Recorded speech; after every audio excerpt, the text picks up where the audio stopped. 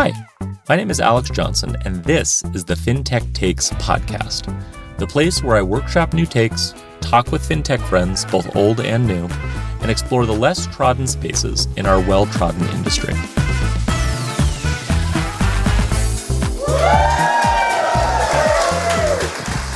Yes, that's exactly the energy we're looking for. As people who are listening to this podcast later may find out, we were recording this podcast live from Denver, Colorado, site of the Move Fintech Devcon conference, or Fintech Nerd Festival 2022, I think is what we're calling it.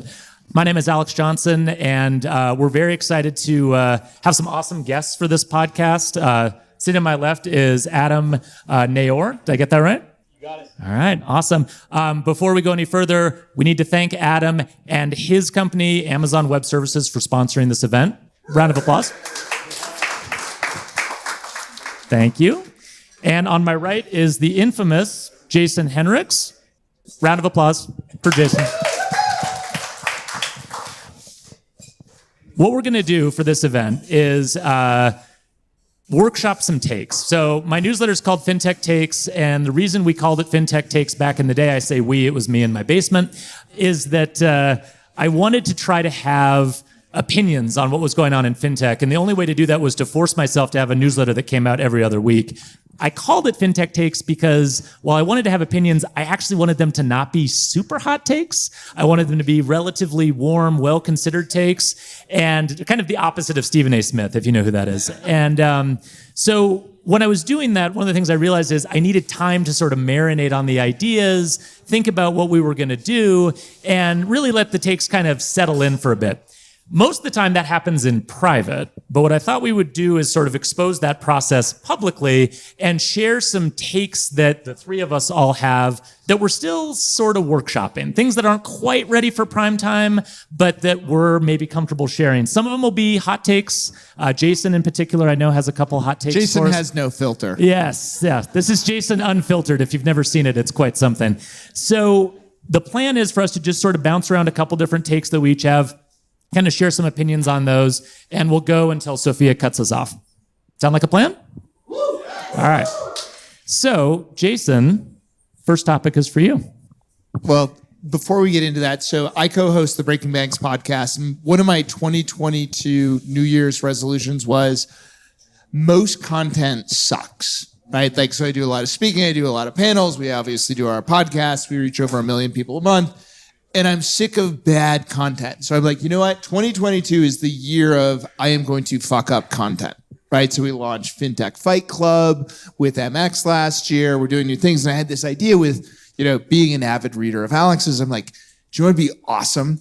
If people have seen the Now We Feast YouTube series, the famous actresses and actors that get on and comedians are interviewed while eating hot wings. I'm like, do you want to be awesome? Let's do a podcast for Breaking Banks with Alex. They'll be called Hot Wings and Hot Takes. And Alex was like, I love hot wings. And so when he asked me to do this, he was like, let's be spicy. But what Alex didn't realize is when we get spicy, we have to get really spicy. And so we have some hot sauce and some hot wings to go along with our hot takes to make things spicy. So, Alex, I'm going to give you your choice. You can just be warned, Hunter at the bar gave Alex, Sam, and I a phenomenal shot known as vodka with hot sauce in it. So if you hear my throat going in and out right now, that's what happened. If you see Sam fall over, that's what happened. The devil woman on the front should have been an indicator of what it tasted like. So I think you should take one of these two, and I'm going to give you a wing. And I'm going to kick off while you eat. Okay. Oh, God. I'm not going to be able to speak for my portion, so forgive me. All right. So just so people know, this is my equal opportunity. I'm going to offend all of you, hopefully, by the time we're done. And anyone feels left out, just shout. Yeah, just shout if I have not offended you. And so here's my hot take. Banking as a service is bullshit. And as Sam said, and I will add to this, he goes, just drop the 2 A's. Banking as a service is BS.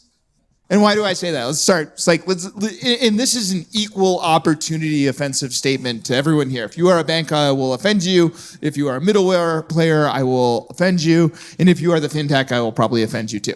Let's start with the banks. This is one of my favorite things this used to be as part of my keynote. It's like, so I talk about disruption all the time and like how the world is changing, the pressure not just from the big banks, but from the fintechs and the commerce players, and you need to evolve without fail. So you get to the end of the talk and like there's people who come up, there's some Q&A, there's always somebody, and it is a white man in khaki pants hanging in the shadows who comes up at the end of it and goes, I totally agree with you.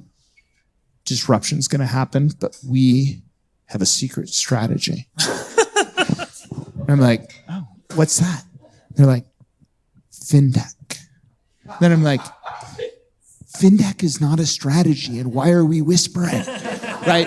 And so I don't know if you've seen, Finastra put out a survey a couple weeks ago. 85% of banks say that in the next 18 months, they are going to get into banking as a service, to which I wave the bullshit flag of, one, you're not. Two, you don't know how you're going to do it, and you don't even understand what banking as a service means. But it is the promised land because they don't understand strategy. We can't all rush in as a bank and say, oh, we're going to get into BAAS, and that's like the holy grail for us. BAAS is something deeper. If you are a bank, you need to think through, how do I do it? Why should I do it? And what am I going to do to differentiate? And I will also say, so we have about 30% market share of the banks that play in BAAS as a member of Alloy Labs.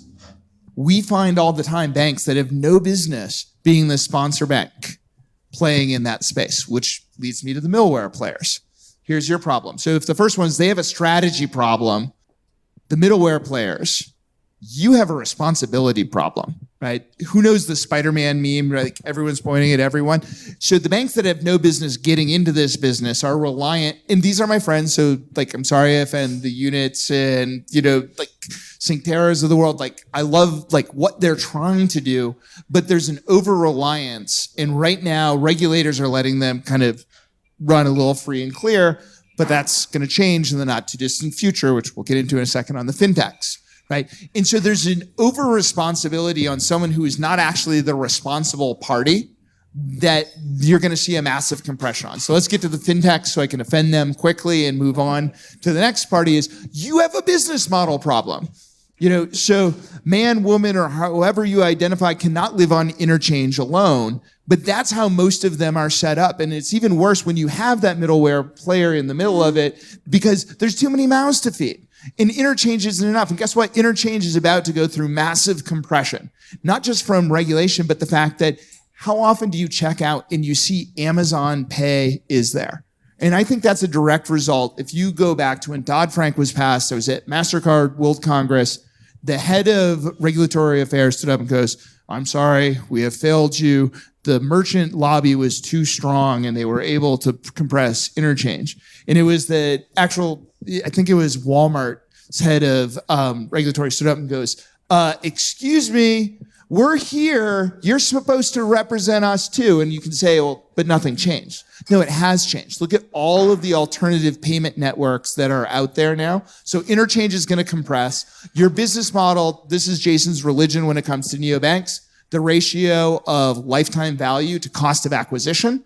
You need to figure out, and this is, if you heard the diversity talk today, you need to be more than affinity. You need to figure out how do I either raise that LTV or massively drop that cost of acquisition. And for all of the neobanks out there that go, oh, our cost of acquisition is practically zero. I call bullshit. If you do KYC, if you send cards, if you have a marketing department, and if you bought a Super Bowl ad, your cost of acquisition is not zero. I'll quit now. I didn't see you eat anything spicy. You're not crying yet. This is incredibly spicy. That was the first thing I was going to say is the extra hot pepper sauce. Very, very spicy. Second of all, this is why I asked him to go first. So round of applause for Jason. That was a hell of a take. The only thing I would add to that is that I do think that, to your point, I've sort of thought about the BAAS space, thinking kind of slightly longer term as really having kind of a supply and demand problem, right? And so right now, I think we're in the phase of banks, to your point, going, wow, banking as a service, this seems great. And you look at like the profitability metrics for banks that have been in banking as a service for a while, and they like break the dial, right, compared to most banks. So I get why it's really, really attractive, but you have a ton of banks that are rushing into the space and they're like, we're going to do BAAS. And you're like, well, that sounds great. I love BAAS. They're like, well, what do you think we should do? It's like, well, I probably wouldn't do debit cards and checking accounts because that's kind of taken. But honestly, like, you have to go figure that out. You can't just enter BAAS and think, well, BAAS is our strategy. People will find us. You have to have a customer acquisition strategy. You have to have a technology strategy. You have to have a compliance strategy. Like, it's an entirely new business that you have to build that's completely different than the business you've been in. Completely different, requires different skill set. If you're going to get into it, you need to actually bring in, I would say you need new compliance, AML, BSA people. Yeah, because the ones you have don't like to do a ton of work, and like BAAS is a ton of work, right? Ton of work, and you can't offload it. This is to the point too, I love the players in the space, but you can't offload to someone else and go, it'll all be fine. It's not going to be fine. Right. No, one, you see that happening right now, and this is the other thing that's affecting the sort of supply and demand calculation at the moment is regulators are noticing BAAS, right, and talking about BAAS and putting scrutiny on BAAS, and it's not going to slow down, right? It's going to accelerate, and I feel like this sort of slowdown we're seeing right now, there's going to be a lot more fallout to come around. Hey, what is your BAAS arrangement? How many, if it's a regulator talking to a bank, how many of these fintechs that have come to you have you turned down? And can you show us which ones you've turned down? Can I build on that for a second? Please. So recently spoke to a bank and we were talking about they brought up, they have 50 fintech partners that they are the issuing bank for. Whoa. And so not unsizable, That's right? big, right? yeah. Right. And they don't actually track any of the complaints that get filed on the BAAS. They're like, well, that's not our responsibility because we partner with X. So it's like, no. The regulator is going to come to you and say that is your responsibility. It's like a terrible answer for regulators. Just a terrible answer. Well, and as one of our banks is fond of saying, at some point, somebody's going to pee in the pool and we're all going to get wet. Yeah. Well, I think we have to leave that one there. That's perfect. So we'll stop on BAAS for the moment. Jason has obviously many more opinions, so find him after we're done recording. Second one, I'll do this one, is my rant. I'll call it a rant. Tech people need to stop building for tech people. That's my rant. Thank you. One person agrees. So here's how I've come to think about this, and it's based on a piece I just wrote on the personal financial management space, right? PFM's been around forever, and if you look at all of the consumer surveys that have ever been done around adoption of PFM, one thing you'll notice that's really weird is that the total number of people that adopt any PFM solution, it tops out at about 15 to 20% of the target population. It's always 15 to 20%. Why? That's weird. Like, why would that be? We've been working on PFM for 15, 20 years. Why does it keep topping out at 15%? It's because we keep building PFM apps that fintech founders want, not PFM apps that the rest of the 85% of the general population. It's the same thing with productivity apps, right? When you're in Silicon Valley, productivity apps are the best thing ever, and there's always a new one, and everyone's always rushing to the new one and trying it. Everyone in technology is an early adopter of technology. They love fiddling with technology. They love going in and adjusting the budget categories and doing all of that. And of course, I'll pay $10 a month. That's not a big deal. Like, that is a bad target market. And it's bad because it's so good, right? You build this new PFM app, people rush into the space, and you're like, wow, we've gotten to product market fit. Everyone loves our product. They're willing to pay money. Look at how they rave about us when they do reviews. And then they try to cross the chasm and get to the other 85%, and it doesn't happen. It didn't happen with Mint.com. And looking at the next generation of PFM apps, the ones that are trying to replicate that same approach, but with a prettier UI, same problem. It's not going to happen. The other rant related to this that's going to get me in trouble with people who are fans of modern technology, I use Microsoft Outlook for my email client. I tried. I want you to know I tried. I really did try. When did Superman work? I was going to use Superhuman. I was like so excited to use Superhuman. I saw that it was out there. I saw that some folks at my company were like allowing us to pay the price to use Superhuman. I was like, I'm going to do it. I'm going to try it. The onboarding was wonderful. It was white glove. And when I was being onboarded into Superhuman, the person asked me, are you an inbox zero person? And I'm like, no, because my inbox is the opposite of inbox zero. It's inbox infinity. And I have an organizational system for my inbox infinity approach. It works for me.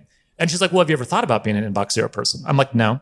And she's like, well, I think it might work for you. And what she was actually saying was, you will not like this product if you are not an inbox zero person. And I've noticed this in the PFM space, and I've noticed this now with Superhuman. A lot of these products are not only built for a specific person, but they are built around a philosophy, right? Again, use PFM as an example. You Need a Budget is a great app, but it is built around a philosophy, right? It is a zero-based budget philosophy. And if you adhere to that philosophy, if you are a part of that religion, it's the best app ever. If you're not, it is not going to work for you, and it's going to scare you very deeply. So my plea to everyone and lead to marriage counseling. That's right. Please, when you're building products and you're looking at how we can democratize access to financial services and we can solve for underbanked and underserved consumers, whenever there's like a choice that you have to make for a product, like do we do A or do we do B? And your instinct is A, choose B. Choose B every single time. Jason, I know you have thoughts on this. I mean, the budgeting part of it resonates very deeply. When we did a lot of surveys in my Perk Street days, right? So we were one of the first challenger banks, and what we were going after is how do you bring high rewards to a debit card and reward people who want to spend responsibly? 89% of our users espoused, I budget. I want to budget. I want to spend responsibly. Yep. We then look at their behavior, 14%.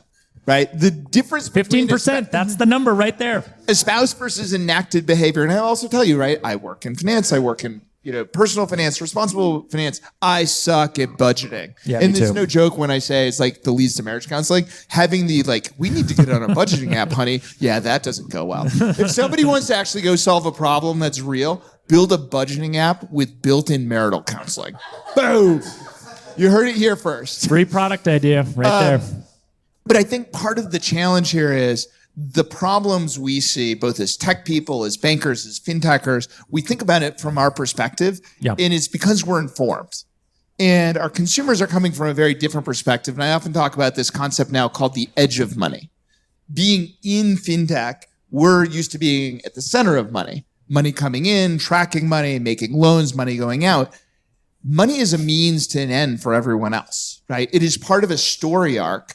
And we often don't take the time to get into the story arc and understand the context of what does that money mean, right? Like you don't wake up one day and go, other than a fintech or a banker, go, I really want to go get a new mortgage because, I had my proctology exam last year. I haven't done anything yet this year. So let's go collect all my statements over a period of 3 months, right, where it's really painful. No, it's a story arc called I got married, we're having kids, we're relocating, the kids have left, I'm retiring. There's a story arc. There's a reason that Rocket Mortgage, even though I was speaking at the FDIC's first FinTech conference and it was academics and I was supposed to be the industry pundit, and they're like, we did this research, it was amazing. We don't understand, but people who use Rocket Mortgage are willing to pay 35 basis points more for their mortgage.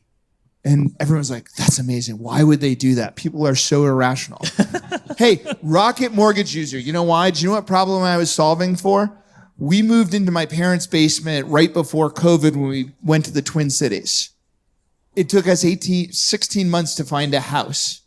Like pre-approval had lapsed. The problem Jason was solving for was called don't get divorced. Yeah. I needed a mortgage. I needed it now, and it was worth 35 basis points.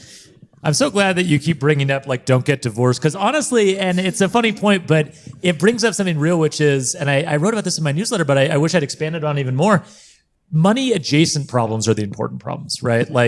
And relationships are a great example. You fight because of money, right? And so my problem isn't a money problem. My problem is I'm fighting with my significant other or my friend or, my kids who are now asking for toys every time I come back from a trip. And that's the core problem, right? And so I think the advantage that we have in fintech is you can't solve that with a checking account or a savings account or a credit card. Better UI. Yeah, not a better UI. That's not going to solve it. But you can create software that addresses that problem that incorporates money, right? Money is a piece of the problem. It's a enabler to solving a larger problem that can be solved with software. It can't be solved solely with financial services. And I think the more we get into those edge money problems, I love that way of thinking about it. That's the right way to go. All right, we're going to let Adam do one. He is the responsible one on our panel, so we're going to let him take Who also one. said, please don't give me a spicy wing. Yeah. no spicy wings. My hot takes aren't that hot. I was just actually sitting here realizing I just get a lot of life advice from you two. Like it's going to mitigate future problems that I have with a significant other that I don't have, with the money that I don't have, and I can sort of plan ahead. So if anyone is in that boat and wants to hang out later, I'll be around. I started a neobank, and now I work on fintech business development at AWS. And had I thought more carefully about the ratio between CAC to LTV or how to acquire users the right way, my life would have been easier. So, Jason, I wish you had entered my life a few years ago. One thing that we're seeing in fintech that's really interesting right now is, and this is sort of not a hot take, it's a vanilla perspective, is fintechs are coming to Amazon and probably other cloud vendors and saying, help us work with financial institutions at scale. And financial institutions are coming to cloud vendors and saying, hey, here are a bunch of problems that we have, and they're describing solutions as opposed to technology debt or technological problems. And they're thinking about how to acquire users for their consumer banking products. They're thinking about how to do KYC or KYB more thoughtfully. And there really seems to be a new appetite to describe challenges in fintech, not as products, not as software limitations, but as actually narratives or solutions that they're looking for to complete broader workflows within banks. So that's something we spend a lot of time on, and that was really as spicy as I wanted to get it, was to describe something that I work on in my free time. Let's give him a big round of applause. That was a good one. That was brilliant. No. That was approved by corporate. What was that? That was approved by corporate. You're allowed to. Yeah. Well, I mean, let me give my spicy version of this that we get quite a bit with Alloy Labs, not to be confused with Alloy, the identity company, although we're good friends, right, Tommy? Good to see you, Tommy. Thank you, guys, for rebranding. Our colors were exactly the same for about a year. So we'll have FIs come to us and say, tell us which vendor to use. And our question back is, what problem are you trying to solve? And they're like, small business lending. There's no problem called small business lending. There's a problem called, I'm trying to be more efficient in like how I manage it. I need a digital workflow. I'm trying to go into new segments. I'm trying to expand out of my footprint. Like those are problem statements that you can go after and solve for. But there's no problem statement that just says, show me the vendor and the job is done. The hard work is actually done before. Define the problem, then find the partner. And honestly, no offense to most people here, is like your competitors are also pretty good. There's like 2 or 3 of you in every category. Just pick one that aligns with your values, right? That you feel like you can work with really as a partner versus a vendor. And then the really hard work is, now that I have it, how do I actually go use that hammer to create value? And most people in institutions that are traditional banking treat it like a core conversion, which is, we do this really long project. We get to the core conversion date. We have a really bad weekend. We clean up for 2 weeks. We go, thank God that project's done. That's not how innovation works. That's not how value creation works. Is the hard work is actually when I have the partner in hand, including your cloud partner, right? Including the partners your cloud partner brings to you, because now that you're in the cloud and you have APIs and stuff, you're not like, hey, we moved to the cloud, job is done. It's like, no, now you have the cloud. What are you going to do with it? Yeah, no, I think that's absolutely right. I mean, I think one thing that's really interesting about the more banks and fintech companies going to AWS or going to other cloud providers is there's kind of a matchmaking problem in the industry. And I think sometimes it gets overlapped with other things, right? Like we were talking about BAAS before.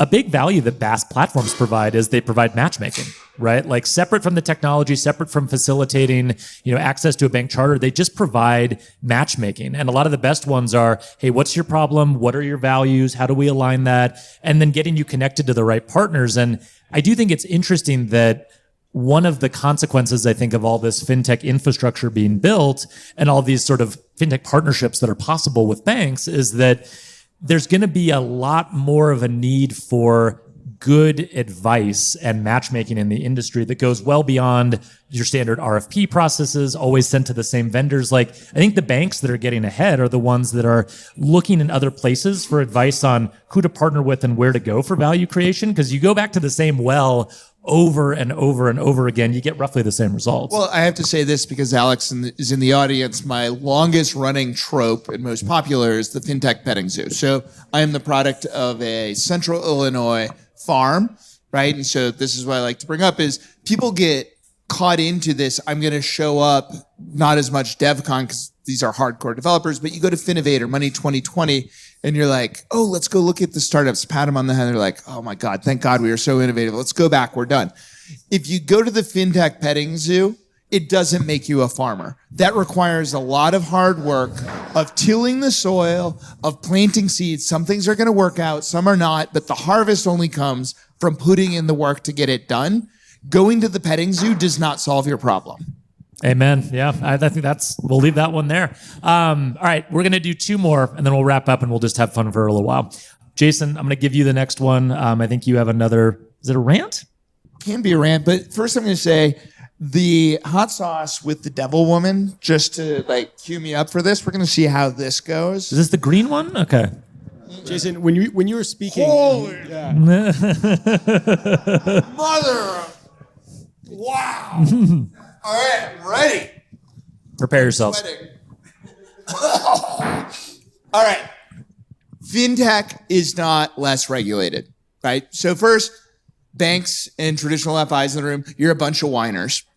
You just keep going. It's like, it's unfair. The FinTechs can do whatever they want. No one comes down on them. And the FinTechs are like, well, we're going to pursue this Uber strategy, which is once we reach scale, the regulators will deal with us. And who's familiar, because I don't want to go over this if people are familiar, the whole digit CFPB thing right now.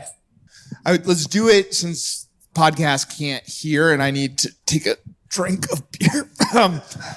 Cheer if, did the CFPB overreact in the fine that they gave Digit for their algorithm? Yes. Who thinks that they got just dues for what they did? Yeah. All right, so here's my take on it, and I never thought in my wildest dreams I'd be defending the CFPB on this. Yeah. But I also not a popular opinion. I defended Zelle recently too. I'm like, what's become of it?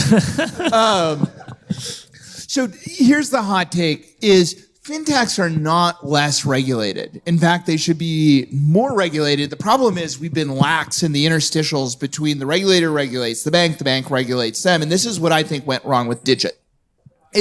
I love Digit. I love what they're trying to accomplish. The fact is they had 70,000 complaints about their algorithm moving money that caused an overdraft. I don't know about, so I am actually an engineer by training. I'm not a very good engineer, but I can tell you if I got 70,000 complaints, I could tell you the thing I built was not working properly, right? And what should have happened is Digit should have gone to their bank and to the regulator, and the bank should have noticed at this point and said, hey, something's not working, 70,000 complaints? That's kind of a thing, right?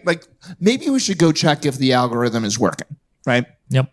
And so this regulatory, and I think this goes back to the BAAS model, is we need to take a proactive stance to regulation, right? So I am not pro-regulation, but I am proactive regulation. The problem in a lot of regulation right now is what I like to call monumental regulation. So think about all the monuments you've seen. It's normally because something really, really bad happened. Then they take a really long time and they build a really big monolithic thing, and then no one ever visits it again except the pigeons. And that's what our regulatory system looks like, which is let's wait for a really long time.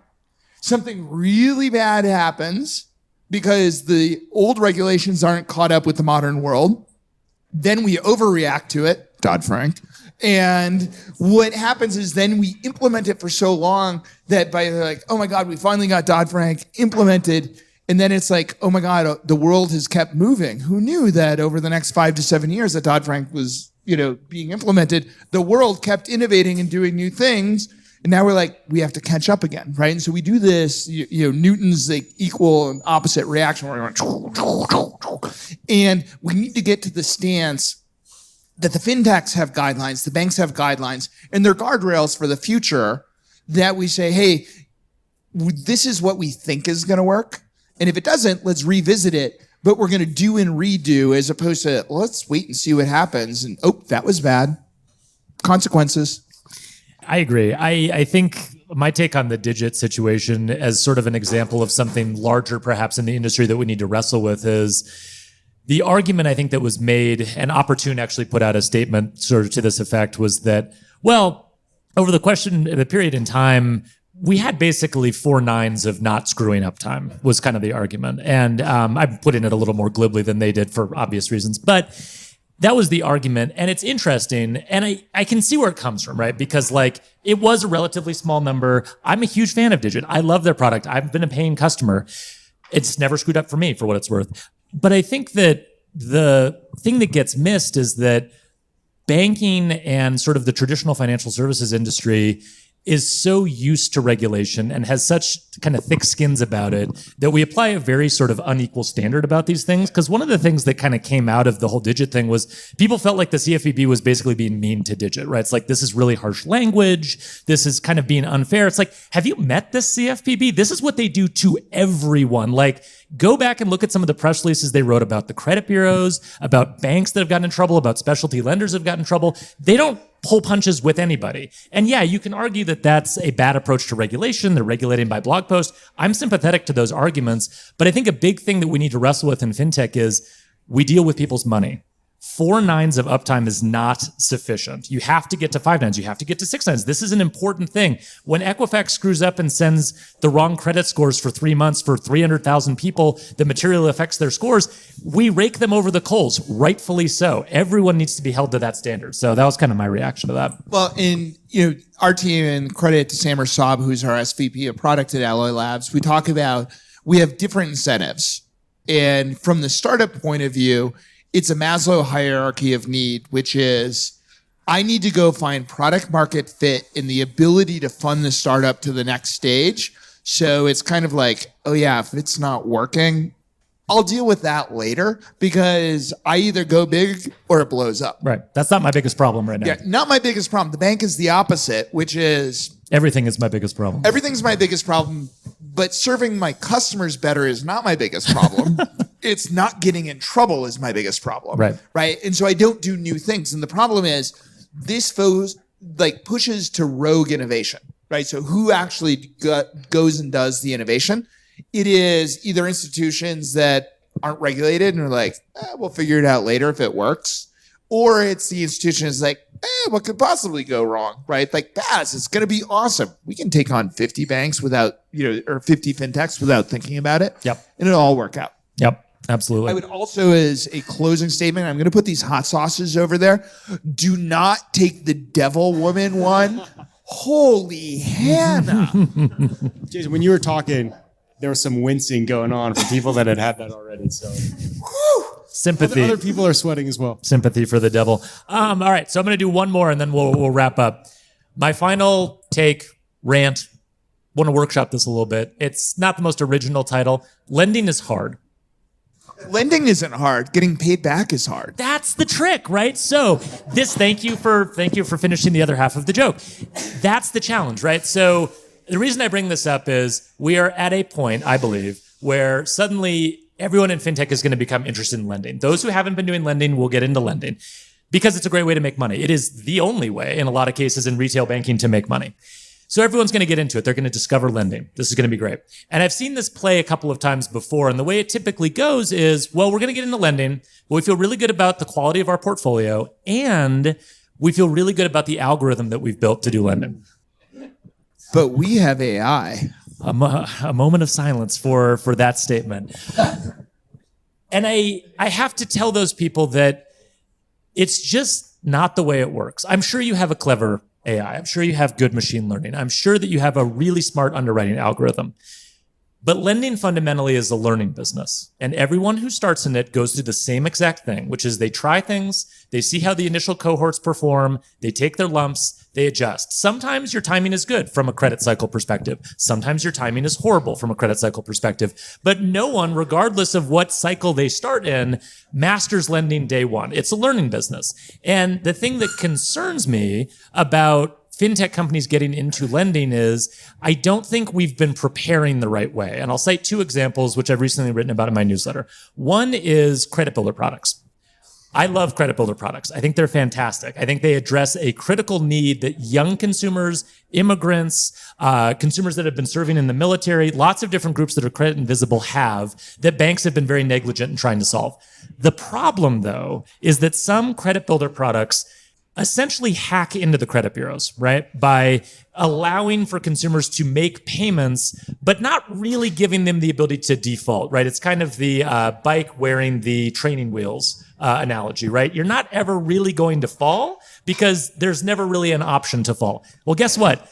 That doesn't give you a good indication of who's actually willing to repay you. It doesn't. It helps those consumers build their credit scores.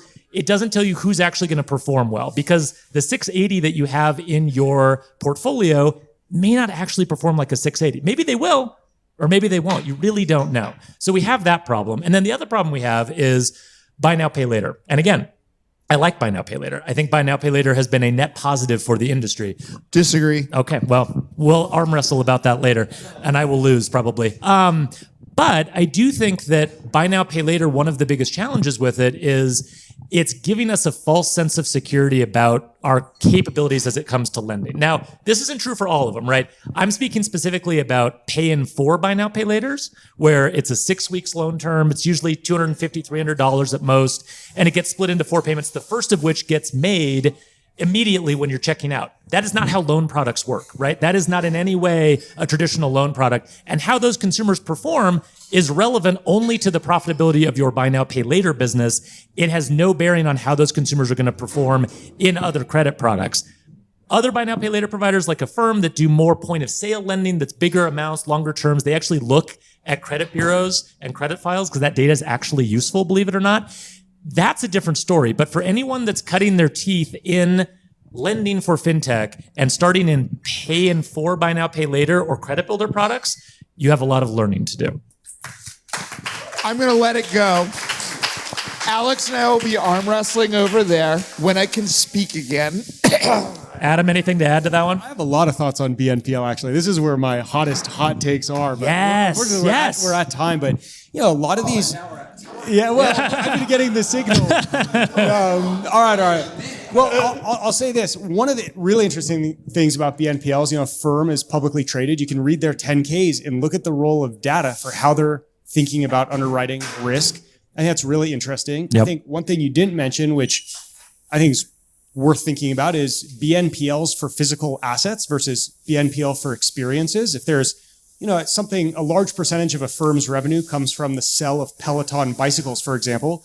The notion that if someone defaults on a payment, you can go get that physical device back versus BNPL for travel, where once they get on that flight, it's done.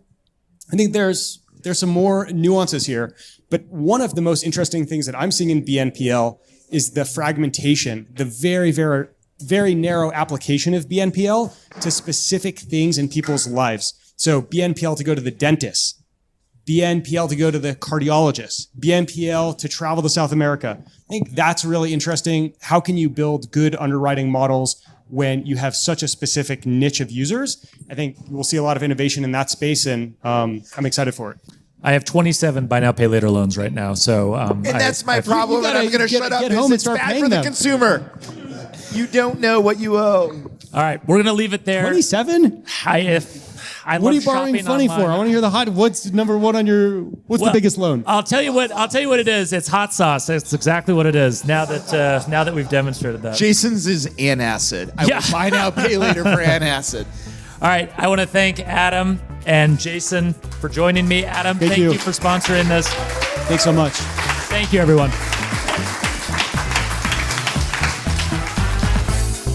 Thanks for listening to this episode of FinTech Takes. If you want to hear even more insights into the past, present, and future of fintech, be sure to check out the Fintech Factor, the podcast series where I try to figure out how fintech companies can build sustainable differentiation in this golden age of fintech infrastructure.